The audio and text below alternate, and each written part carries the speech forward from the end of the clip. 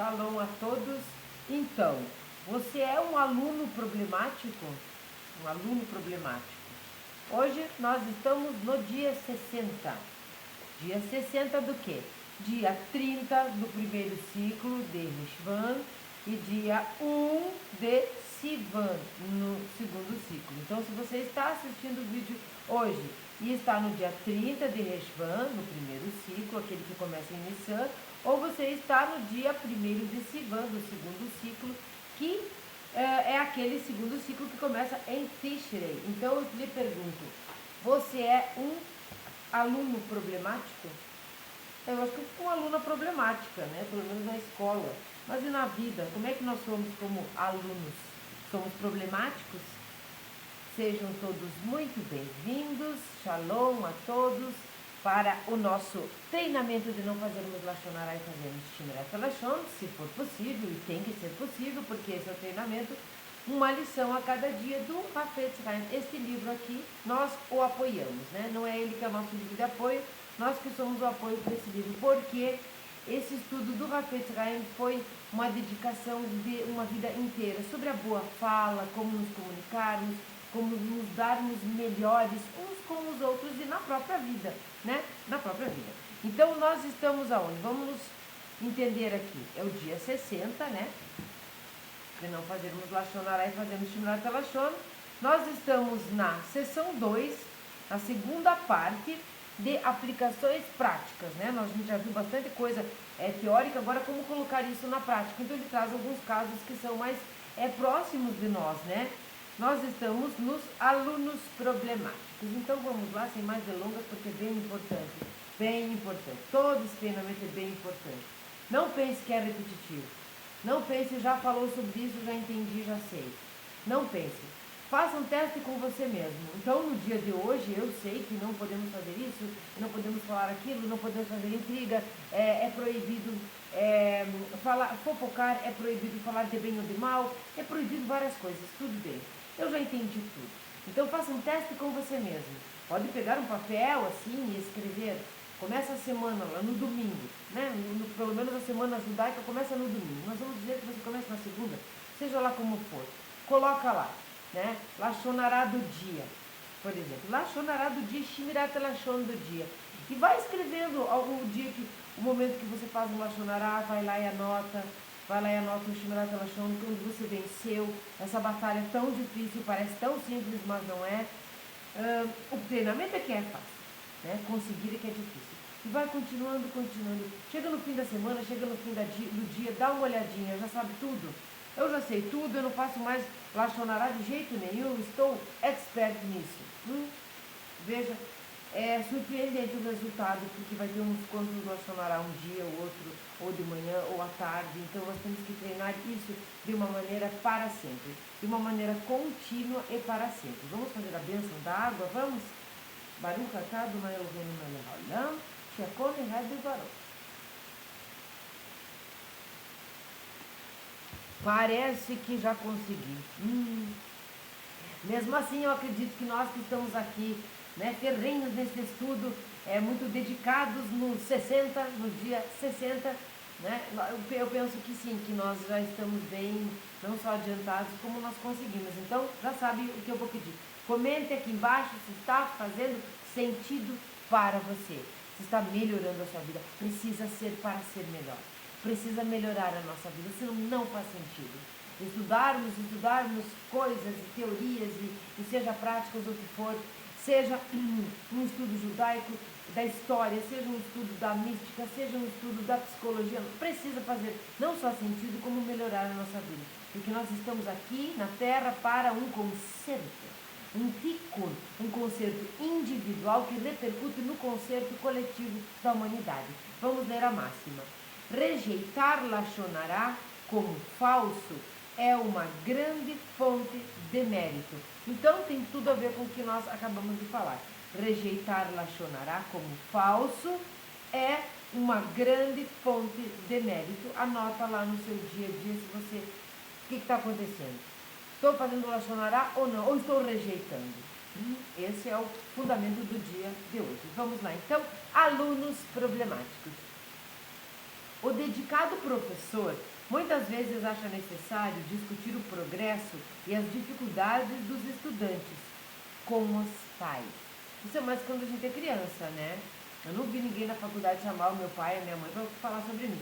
Mas, na escola, quando a gente é criança, até o ensino médio, eu acho que isso acontece. Os colegas e os diretores da escola. Vamos novamente. O dedicado professor muitas vezes acha necessário discutir o progresso e as dificuldades do estudante com os pais, os colegas e os diretores da escola. Aqui os colegas são os colegas do professor, tá? Não são os colegas do aluno, porque senão já seria uma lachonará já de entrada, né? A falta de diretrizes claras em relação ao lachonará pode criar uma atmosfera de liberdade excessiva, onde as pessoas falam sobre qualquer um, com qualquer um. Ou, no outro extremo, uma abordagem simplista de Shmirat Lashon, que pode inibir a efetividade do professor como um educador. Até que ponto falar, discutir as dificuldades e o progresso de um aluno, até que ponto discutir com os diretores, com os pais da pessoa e com os colegas professores, até que ponto isso é benéfico, até que ponto isso não é lachonará, ou é simplesmente minimizar aqui Shmirat Lashon. Temos que ter cuidado. Às vezes nós pensamos que estamos ajudando. Pode ser nesse âmbito mundano que os outros também pensem que estão sendo ajudados, mas isto não é um mérito, isto não é Shmirat Lashon, isto não é judaico, e nem do Hafetz Haim, nosso querido rabino Israel Meir Kagan. Falando de modo geral, a área do Rinur, tá? Rinur é a educação e instrução para crianças, tá? Das crianças. Constitui uma finalidade construtiva que permite contar informação negativa acerca de um estudante. No entanto, as condições específicas que permitem falar negativamente para conseguir um fim construtivo nunca devem ser negligenciadas. Novamente vou ler. No entanto, as condições específicas que permitem, nós já sabemos quais são as condições específicas que permitem falar negativamente, quando ela é construtiva. E quando ela tem o condão, tem o objetivo, não, ela tem a potencialidade, o potencial de mudar o resultado. Senão ela lachonará puro, mesmo que você pense que está educando. Então, permitem falar negativamente para conseguir um fim construtivo, nunca devem ser negligenciadas, essas fases que nós aprendemos aqui. Vai fazer diferença, vou melhorar a pessoa, vou melhorar os que convivem com ela, vai ter resultado, ela vai escutar, vai ser bom, ou vai vir um bombardeio, flecha bumerangue de volta para mim e para todos. A verificação dos fatos é fundamental. Um professor que age como psicólogo amador e se apressa em diagnosticar que o aluno tem alguma incapacidade ou doença complexa, sem estudar o problema corretamente, comete uma temeridade e as consequências podem ser devastadoras. Vamos lá começar os nossos maravilhosos adendos de metida, que é o seguinte: quando nós estamos, não sei como é hoje na escola, pelo menos eu não estou vendo que seja assim, mas nós tínhamos no passado não tão passado, mas também não tão perto, que assinar um caderninho. Cada vez que você era chamado, lá naquela parte, os professores responsáveis por isso, psicólogos e sei lá o quê, você assinava então, né, escrevia seu nome lá numa reclamação que o professor fez. Aí você assinava de novo. Tantas assinaturas era chamado pai e a mãe. Passou daquelas assinaturas depois de chamar o pai e a mãe, então era suspenso. Depois de ser suspenso, então era expulso. Isso acontece até hoje, não sei se é dessa forma, assinando ou são advertências, mas ali era dessa maneira e com advertências. A gente vê aqui, eu percebo aqui, uma ação unilateral. Não é uma ação bilateral, é uma ação unilateral. É um professor mandando o aluno lá para o lugar onde tem os psicólogos e tudo mais dentro da escola, ou fazendo uma advertência, ou intimidando, seria a palavra, não sei, assinar alguma coisa, mas é unilateral. Nós estamos hoje com muitos problemas, porque nós temos que trazer para os dias de hoje, né? Nós estamos com muitos problemas com relação à educação. Muitos professores estão acusando alunos de agressividade, por exemplo, e alunos estão sendo agressivos, indolentes e desrespeitadores, mal educados mesmo. Por outro lado, muitos alunos sofrem bullying na escola, não são defendidos pelos professores, acaba tendo agressividade entre os alunos. Errado também. Por outro lado, veja que aqui não são dois lados da mesma moeda, aqui tem tudo que é lado, em cima, embaixo, os lados, todo tipo. Vai ter sempre alguém dando um pitaco sobre a educação, como está sendo o relacionamento professor-aluno, aluno-professor. Então, por um outro lado, com relação a todos esses lados, aí existe aquele professor que ele se exalta na sua autoridade e acaba sendo ele o agressor e não o aluno. No momento de escrever, no momento da advertência, no momento do caderninho, não era perguntado para os alunos o que realmente aconteceu. Não era perguntado para o aluno o que você está sentindo. Era dada a advertência e esta é uma ação unilateral, não é uma ação benéfica.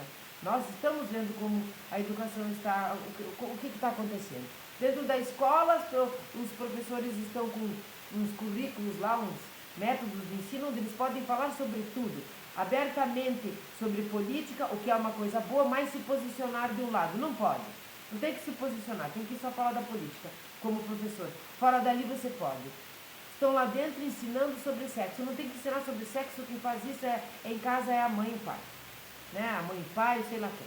Mas não é na escola. Na escola o aluno vai para aprender matemática, português, ciências, física, geografia. Por outro lado, o aluno que chega agredindo o professor, sendo um aluno problemático, né? que tendo incapacidades ou progresso, sei lá como for, ele age como se ele estivesse dentro da sua casa, onde é uma baderna, ele faz o que ele quer, está errado também. Vejam que nós precisamos de uma ação bilateral, ou até trilateral, nem sei quantos lados tem que ter. Não pode ser unilateral, nem da parte somente do aluno, nem da parte somente do professor. Quando eu li nesse parágrafo aqui, que o professor não tem a capacidade de diagnosticar com o aluno, e eu dei todo esse enrolado, é para que a gente entre nessa história e não fique aqui alguém assistindo e dizendo: ah, mas os professores estão sendo agredidos, os alunos estão os marginais, e ela está defendendo. Não estou. Ah, os alunos estão sendo agredidos, não, também não estou. Nenhum lado. Nós precisamos de ações que não sejam uma ação unilateral. Precisa compreender. Diagnosticar um aluno com, como é que é? TDAH, esqueci, com déficit de atenção, é um diagnóstico para psiquiatra, não é um diagnóstico para psicólogo, não é um diagnóstico para professor de turma nenhuma, nem que ele tenha vários filhos e conheça as pessoas. É um diagnóstico preciso. Um diagnóstico de algumas incapacidades a mais, mais ainda, precisamos do psicólogo, do psiquiatra, de conversar com o pai e a mãe. Vejam que não se pode simplesmente dizer: você não tem capacidade, você tem problema de bipolaridade, você tem problema de déficit de atenção, você tem hiperatividade, que é bem comum, professores dizerem: fulano tem hiperatividade, por isso não consegue parar quieto, por isso não consegue estudar. Esses diagnósticos preconceituosos não podem acontecer. Esses diagnósticos feitos por professores, tá? Ou seja lá, o grupo docente de uma escola, de um lugar assim, aqui está falando das crianças, tá? Ele é laxonará, ele é negativo, ele não pode, ele é proibido. Ele é proibido, simplesmente proibido. Vamos lá então. A verificação dos fatos é fundamental. Um professor que age como psicólogo amador, estou lendo de novo, tá? E se apressa em diagnosticar que o aluno tem alguma incapacidade ou doença complexa, sem estudar o problema corretamente, comete uma temeridade. Ele utiliza a palavra temeridade e as consequências podem ser devastadoras. Comunicar a nossa avaliação nessas circunstâncias seria Hotzaat Shemra, que é calúnia, tá? É lamentável que certas crianças problemáticas não tenham tido sucesso somente porque foram incompreendidas por um professor, cuja rotulagem manchou a imagem desse aluno aos olhos de todos os seus futuros professores. Nós precisamos entender que isto aqui é há muito tempo atrás. Né? Nós não estamos falando de 10 anos atrás, nós estamos falando de mais de 100 anos atrás. Então, vamos entender o seguinte, aqui então ele era aquele professor que diagnostica, que manda, que tinha até a palmatória lá, batia nas mãos, sei lá. Não, é outro tipo. Mas como nós podemos trazer para os dias de hoje, é simples. Essa parte é simples. Os alunos são rotulados. Hoje, os papéis se inverteram e os professores também estão sendo rotulados. E, na verdade, não se inverteram, eles se duplicaram. Todo mundo se rotula, todo mundo se diagnostica, todo mundo se acusa, todo mundo faz um BO, todo mundo processa todo mundo. Nós estamos realmente doentes nesse âmbito da educação. Então, quando ele fala isso aqui, são casos que eram regra no passado, hoje são a exceção. Nós temos que entender isso, mas nós precisamos cuidar da exceção. Quando uma criança está em desenvolvimento, ela quer pertencer, não é? Quando ela é adolescente, aí ela precisa pertencer demais.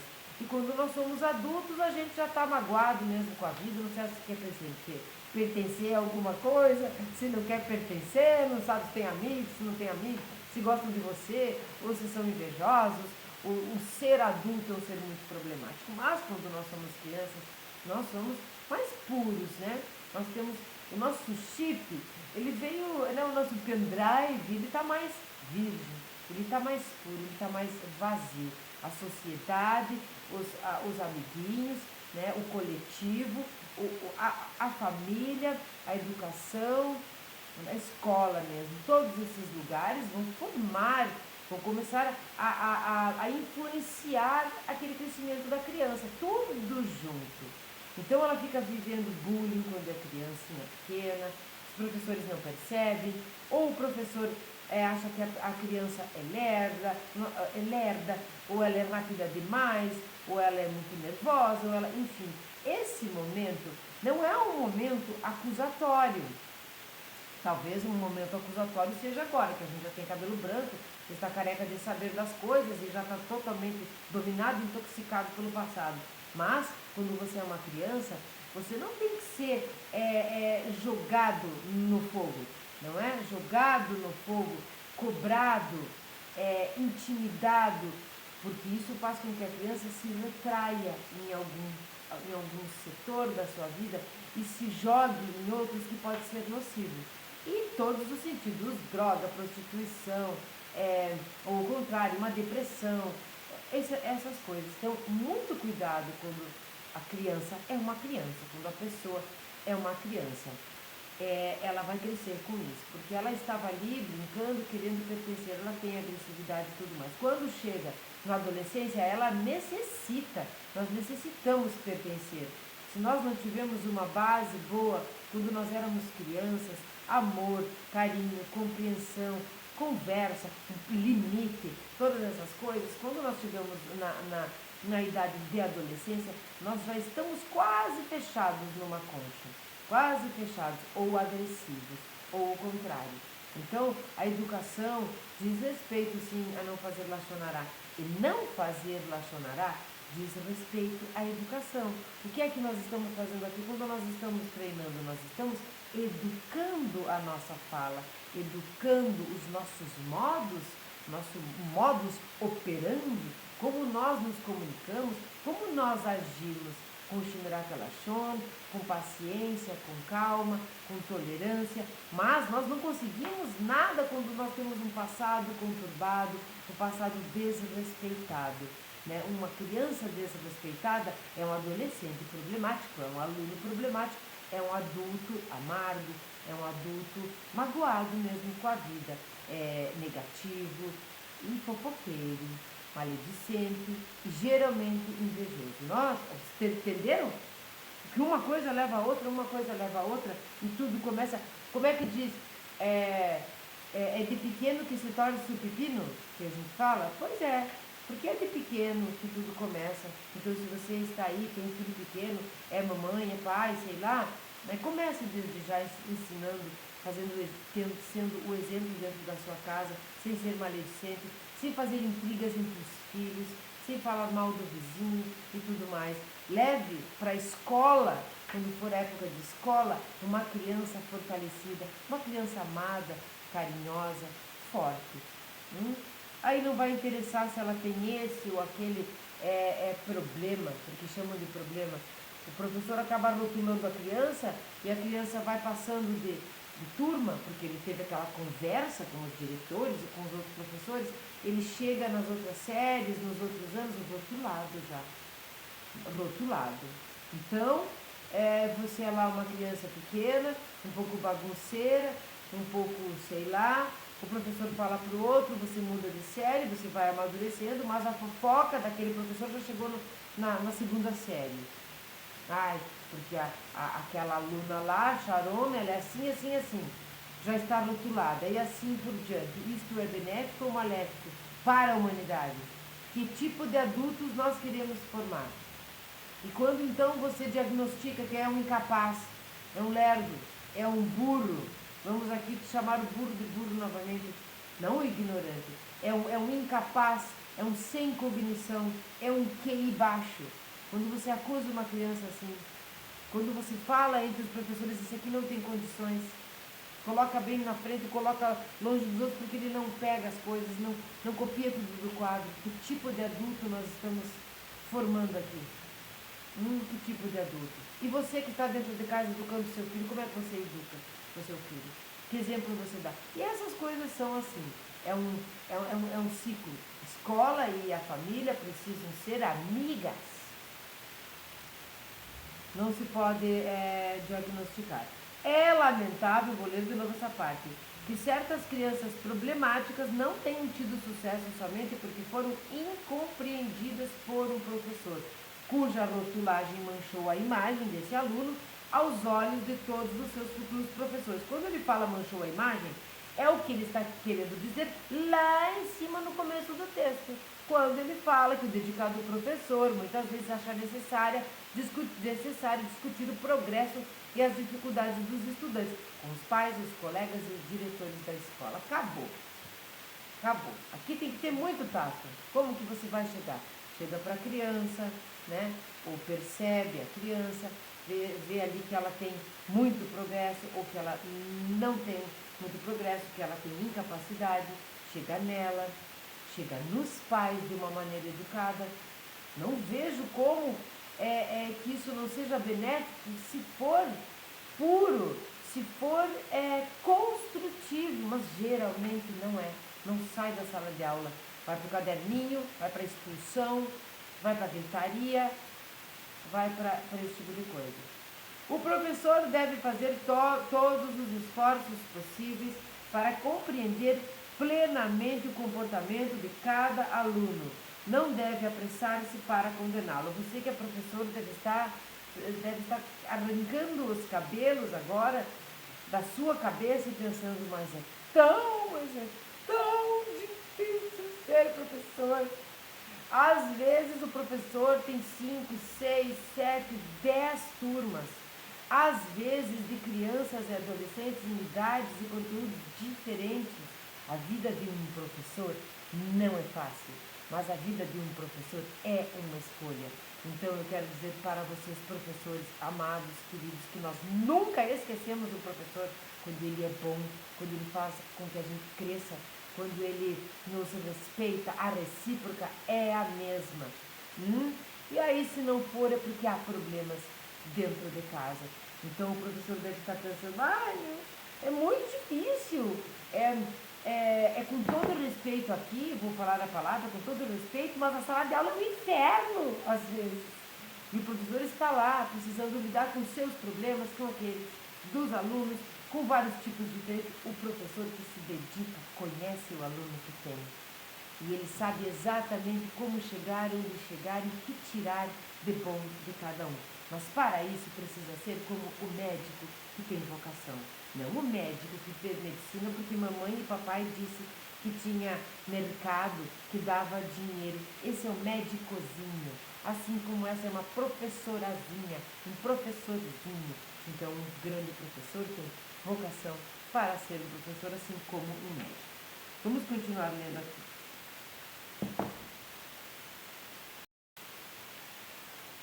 Desculpem, dei um pause.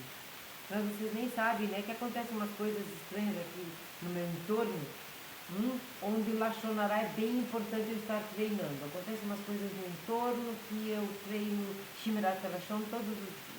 É essencial que o aluno possa sentir-se confortável para expressar os seus verdadeiros sentimentos ao seu professor, de modo respeitoso, é claro. As condições 1.4, fala construtiva lá do dia 50. Vamos ver se a gente precisa dar uma olhadinha aqui. 1.4. Onde está o 1.4? Depois nós vamos ler porque é importante. Eu fui lá para ver, tá? As condições 1.4 da fala construtiva do dia 50 obrigam uma boa conversa íntima com o aluno antes que o problema seja relatado, a menos que haja suspeita de algum perigo iminente. Então, o aluno está fumando escondido, levou bebida, o aluno está com atitudes suicidas, o aluno está realmente muito problemático. Muito, muito, muito. Há um perigo iminente aqui. Então você não conversa com o aluno, você vai direto hoje no ponto. Pai, mãe, diretor, todo mundo. Aqui vamos jogar a toalha e tudo mais, porque há um perigo iminente. Mas, quando isso não acontece, você, à primeira vista, o que é feito? Tá aqui. Obriga uma boa conversa íntima. Nós vamos lá para o dia 50, tá? 1.4. Para ajudar a pessoa ou para capacitar os outros a aprenderem com os erros dessa pessoa sempre que. Então, continua, vai indo lá. A afirmação a ser feita seja verdadeira e exata.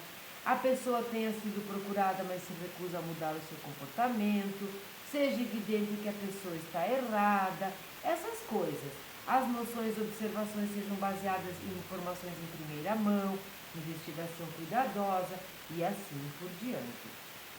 Voltem lá no dia 50. Esse foi a parte do Lachonará. Aqui, quando a gente diz aluno problemático, ele usou esse título, não significa exatamente aluno problemático.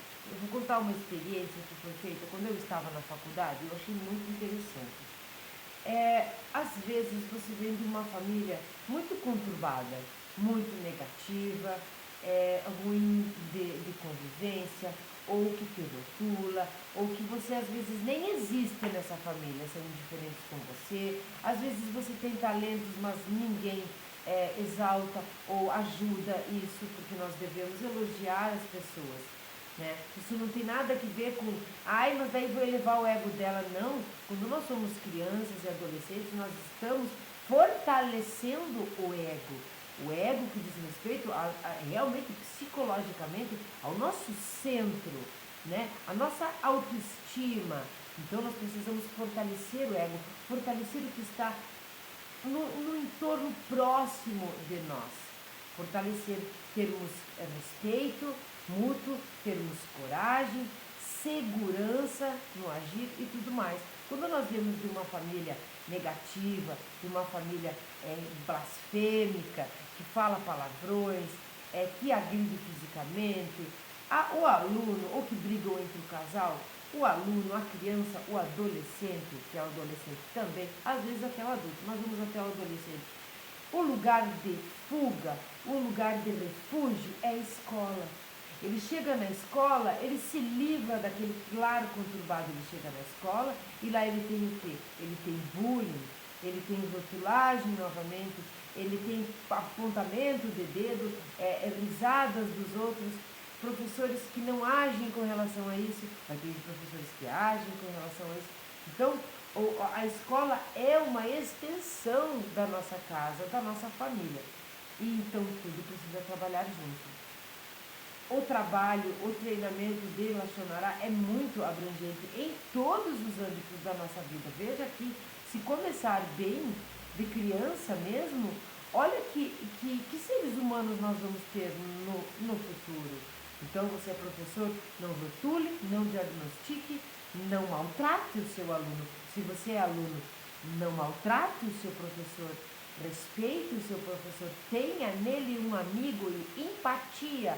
Ter uma sala de aula cheia de pimpolho, 32, 40, 50 alunos, não é nada fácil, é um desafio, mas uma vocação lindíssima. Então, você, professor, ame o que faz e faça direito.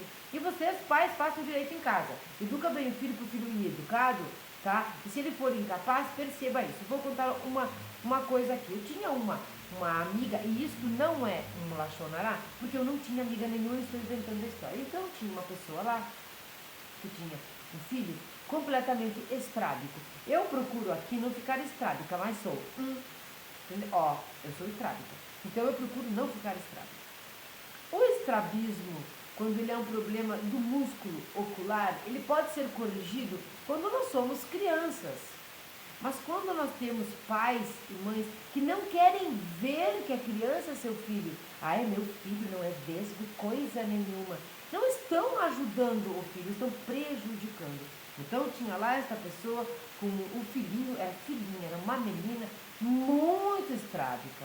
Os olhinhos, os dois para dentro, e muito novinha. Então, nós entendemos que, como é que eu vou dizer, que o sucesso de um tratamento para colocar esses olhos no lugar certo é muito mais eficaz quando se começa cedo. Então ele não admitia, não é vesgo, não via, e todo mundo percebendo. A criança cresceu, isso se enraizou, era unicamente um problema realmente muscular que puxa para dentro, não tinha graus, né? Não tinha problemas como eu tenho, 7 graus, não tinha grau nenhum, não tinha miopia, não tinha astigmatismo, não tinha hipermetropia, tinha simplesmente essa parte muscular que puxava para dentro os olhos. Não corrigiu. Chegou na idade adulta, isso não teve mais jeito. Então tem que fazer cirurgia e coisas assim. Então o que eu estou querendo dizer com isso? É você, pai e mãe, pessoa que ama a criança, que ama seu filho, que percebe. Pais e mães que convivem com o seu filho, que sabem o que o seu filho faz, o que o seu filho assiste, esses sabem se ele está tendo uma atitude de incapacidade de aprendizado, sabe se ele tem um progresso rápido, sabe se ele tem déficit de atenção, sabe se ele é hiperativo porque conhece ele, porque convive com ele. Pai e mãe ou se fazem de cegos para isso, ou realmente são ausentes. Então, se você souber isso dentro de casa, vai ser mais fácil ele chegar na escola. É dentro de casa que isso começa, seja presente na vida do seu filho. Mas agora, então, aqui o Lachonará, o treinamento, virou um negócio educacional para educar mães, pais, não sei o quê. Não é o meu condão, não é o meu objetivo. Meu objetivo é que cresçam crianças, adolescentes e adultos do futuro realmente melhorados, fortalecidos, fazendo Shimirata Lachon, porque se aprender de cedo, não vai fazer isso quando crescer. E aí sim nós temos uma redenção mais próxima. Aí sim nós conseguimos olhar e pensar, Mashiach está aqui agora, porque nós não estamos mais nos agredindo com a fala, não estamos mais fazendo intriga, processando esse, processando aquele. Toda a agressividade dentro da escola começa com a boca. Ninguém joga um negócio no professor agressivamente. Primeiro ele fala um palavrão. Isso sempre vem. A boca sempre vem antes. O pensamento está perturbado. A educação, a vida familiar, de onde veio, de onde não veio, está perturbada, está doente. Vamos chegar na raiz. Vamos procurar onde está a raiz. Dá tempo. Eu acredito que dá tempo. Eu tenho feedbacks de pessoas que estão fazendo o treinamento de Lachonará, que eram bem fofoqueiras e ficavam falando palavrões de coisa arada e acusando os outros que não fazem mais. Então funciona. Vamos lá então. Fonte de mérito. Vamos agora para a fonte de mérito. Ele vai trazer então algum exemplo para que nós possamos entender aqui esse Lachonará, essa proibição. Entenderam a proibição?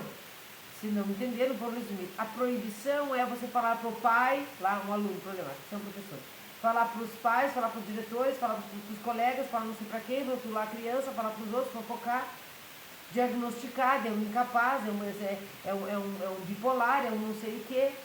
Não pode. Esta é uma proibição. E sim, você deve chegar na criança, em primeiro lugar, aí você pode falar com os pais, perceber, ter amor à sua profissão. Fonte de mérito. Rejeitar Lachonará como falso é uma fonte de mérito, nossa máxima, extremamente grande, especialmente se a vítima do relato for respeitado como homem de estatura espiritual. Essa eu vou ler de novo. Rejeitar Lachonará como falso é uma fonte de mérito extremamente grande, especialmente se a vítima, aquele de quem tinham falado, do relato, for respeitado como homem de estatura espiritual. Quando uma pessoa chega e relata e fala mal e desqualifica um tzadik, por exemplo, um grande sábio de Torá, um mestre que a gente respeita, um grande rabino, e o desqualifica. Se a pessoa que escuta isso rejeitar este Lachonará como falso, tá? Pelo fato de a pessoa ter ser respeitado um homem de estatura espiritual, é uma fonte de mérito extremamente grande. Então ele vai lá dizer, Taná de Veilial 2, capítulo 7, afirma, dizem que Yeravam ben Yoash era um homem que honrava os profetas. E também, lembrar, os profetas, não denegrir os profetas. Portanto, as nações que Deus, bendito seja ele, não entregou nas mãos de Yehoshua ben Nun ou de Davi, rei de Israel, ele as entregou às mãos de Yeravam ben Yoash. Como está escrito, ele, Yeravam, desviou as fronteiras de Israel desde as cercanias de Hamas até o mar de Arabá. Isso está em Reis 2, 14 e 25. Por que Yeravam, que era um idólatra, merece isso? Ele era um idólatra, por que ele mereceu isso? E não lá Yehoshua ben Nun e nem Davi. Porque ele não aceitou Lachonará sobre o profeta Amós. Aqui teria, mas não tem. Teria uma nota de rodapé, mas não tem. O profeta Amós são aqueles, os 12 que a gente chama os profetas menores.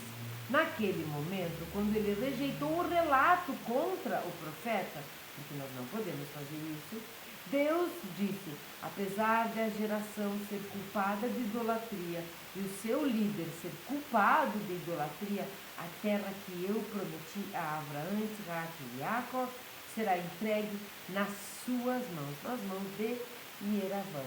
Então, só o fato de não denegrir, de não diminuir alguém de estatura espiritual, não é para denegrir ninguém, mas enfim, aqui há um grande mérito.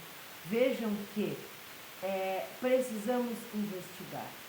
Vejam que parece que não tem conexão aqui com os professores e os alunos, só que tem. Só que não, eu ia dizer. Então, qual é a conexão? A conexão é que méritos você, como professor, pode ter ou vai ter quando você chega primeiro no aluno, depois você percebe que talvez tenha que falar com os pais, você não leva adiante se isso não for necessário, talvez você esteja ali fazendo uma benfeitoria para um grande tzadik do futuro, ou acabando com a vida dele, cortando, inibindo, intimidando. A pessoa que cresce assim não consegue expor nem seu pensamento, nem seus talentos, ela fica tímida, ela se retrai, ela empobrece e assim empobrece a humanidade. Eu disse que eu ia contar um experimento que foi feito na faculdade, eu achei maravilhoso. É o seguinte, provavelmente já perceberam, eu fico parada aqui. Eu fico parada, às vezes eu me mexo um pouco, mudo as pernas. Eu fico parada. Mas eu não sou a minha pessoa. Não sou aquela pessoa que você olha e diz, ó como é calma, ó como é compassiva, ó como é passiva, ó como é passiva. Não, não é. É uma característica muito evidente, é uma energia ou uma hiperatividade. Então não se pode chegar e diagnosticar a Sharon. Apesar de que eu estou já bem velha, sei já todos os diagnósticos, não preciso que ninguém me diga. Então, nós estávamos lá na faculdade. Eu quero dizer aqui que todo mundo é capaz de ficar quieto se for bem atiçado aqui, bem enérgico, e também pode ter bastante energia se tiver um jeito mais parado. Nós temos todas as potencialidades, nós só precisamos utilizar. Nós temos os 4 elementos em nós temos todas as cores em nós temos toda a árvore da vida Sefirot em nós. Todos os atributos de Deus estão em nós. Porque ele não tem nenhum, ele é o conceito. Então ele manifestou em nós, ele manifestou naquilo que nós podemos fazer. Então nós podemos tudo. Eu tenho mais jeito para isso. Por isso eu não consigo fazer aquilo. Não, você tem jeito para isso e você consegue fazer aquilo também. Talvez você não faça tão bem aquilo quanto aquele que faz aquilo melhor. Mas você pode também. Então nós podemos tudo. Né? Nós podemos tudo. Chegou então o professor na sala de aula. Era um professor muito querido da faculdade, muito querido. Ele era um chefe dos escoteiros. Ele tinha sua esposa. E ela também, então ela era uma bandeirante, acho que chamam, né? Dos escoteiros. E ela chegou lá com um saco, nós todos adultos, né? 20 e poucos anos para a faculdade. Chegou com um saco bem grande de pirulito. O tema era chato. O tema que eles iam falar era chato. Eu fiz faculdade de Direito, a gente é acostumado a ler bastante, a falar bastante, mas o tema era chato. E eu vou ser bem sincera, eu não me lembro qual era o tema, de tão chato que era. Só que ela precisava que, era alguma coisa social, né? E o tema era chato. Ela precisava que todos prestassem atenção. Então, aqueles que eram imperativos, que nem a pessoa que vos fala, aqueles que eram aquelas água morna, que nem os outros colegas, todo tipo de pessoa. É como agora nós na festa de Sukkot, as 4 espécies todas misturadas dentro de uma sala de aula, e um universo assim, o mundo é assim, que delícia, somos diferentes e juntos somos todos iguais e quase perfeitos, completos. Ela distribuiu dentro daquele saco, tinha um saco de pirulito bolinha, aqueles de bolinha. Tá? Pirulito, bola, chiclete, tá? Então é aquele pirulito que tu chupa, ele vira um chiclete, você tem que mastigar. Esses não dá para fazer bolinha porque é uma porcaria, mas talvez dê para fazer. E ela distribuiu. Não teve na sala de aula, e eu me lembro disso muito bem, nenhuma pessoa que não tenha pego um pirulito. Eu não quero, obrigada. Todos quiseram. Porque somos adultos por fora, mas por dentro nós ainda trazemos muito do que é infantil. E chupar pirulito é uma delícia em qualquer idade. É simplesmente uma bala com um tronco, né? Com um galinho, com um tronquinho. Ela entregou eu devia ter trazido um pirulito. Ela entregou o pirulito para cada um, passou pela sala toda com aquele saco de pirulito e todo mundo começou a chupar o pirulito. Então o pirulito era chupado na frente, colocado do lado, sabe que nós temos as papilas gustativas, nós temos o azedinho na lateral, que é gostoso, e colocava na lateral, vocês chuparam o pirulito, você sabe. E chupava do lado, chupava do outro, até o chupava, o pirulito, tem aqueles que tem os dentes bem bons, dá uma mordidinha. Mas chuparam, enrola. Gente, isso é muito engraçado, porque todo mundo faz igual. Rola o pirulito, põe para frente, para trás, põe para lateral, põe para outra, e assim ficou. A aula era um período de uns 40 minutos. Algumas pessoas repetiram o pirulito, né? Algumas pessoas não repetiram. Quando o pirulito terminou, chegou no chiclete, tiveram que mascar. O resultado disso foi uma sala de aula de pessoas hiperativas e não hiperativas, todas mudas. Todo mundo calmo, porque você não falar, você não ficar pensando e falando, isso acaba acalmando, né? Os seus hormônios, as morangas elas ficam ajeitadas na carroça, todo mundo estava calmo, todo mundo estava paciente, tranquilo, mudo. E detalhe, fique pensando assim, mas daí ninguém estava prestando atenção, só estava chupando pirulito. Não, você está chupando pirulito. O seu pensamento não está sendo atrapalhado pela sua fala. O que é que te resta? As orelhas. Sabe, né, que agora não se chama mais ouvido, agora se chama orelha. Então, o que sobra? As orelhas, para você escutar toda aquela palestra que foi dada. Todo mundo escutou, todo mundo entendeu, todo mundo chupou um pirulito, todo mundo ficou tranquilo, todo mundo teve a mesma capacidade, ninguém foi rotulado de coisa nenhuma, e essa foi uma tática extremamente benéfica. Fechar a nossa boca, fazer Shimirat Lashon para o crescimento. Eu achei isso maravilhoso.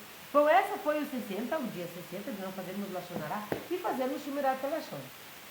E aqui vai, então, esta dica maravilhosa. Se você não tem jeito nenhum, não tem como, não consegue ficar quieto, então eu lhe digo, chupe um pirulito. Naquele momento que alguém está fofocando e você não pode sair dali. Naquele momento que você está querendo diagnosticar alguém. Se não fosse um professor, isso não era uma aula sobre professores, né? Não é uma aula sobre professores, não é uma aula, e não é sobre professores. Então você está lá, chupe um pirulito, chupe uma bala, mas melhor um pirulito, porque você tem que segurar. Tem toda uma tática aqui, uma psicologia tão simples, tão barata, R$2, um pirulito, R$1, sei lá, tão barata, tão eficaz, tão eficaz. Vamos lá, então, hoje, espero que tenham gostado, que tenha ajudado em alguma coisa. Curta, comente e compartilhe com quem você gostaria que chupasse um pirulito em vez de falar bobagem. Se você chegou até o fim, coloca aqui hashtag pirulito para Shimirat Lashon. E compartilhe, comente, principalmente comente o que você está achando. Mas não esqueça, se chegou até o fim, coloca hashtag pirulito para Shimirat Lashon. Eu vou ler hoje o Salmo 93. Reina o eterno e majestade o reveste, sim, força e majestade o reveste. Firme e inabalado está o mundo por ele criado, desde a mais remota antiguidade, firme é o trono do eterno. Elevam os rios a voz de suas águas fragorosas, acima, porém, do bramido das águas mais volumosas, acima do quebrado das vagas do mar, está o eterno, que é poderoso nas alturas, fidelíssimos são os teus testemunhos, santidade embelezará a tua casa, ó eterno, agora e para todo o sempre. Amém, shalom, até a próxima.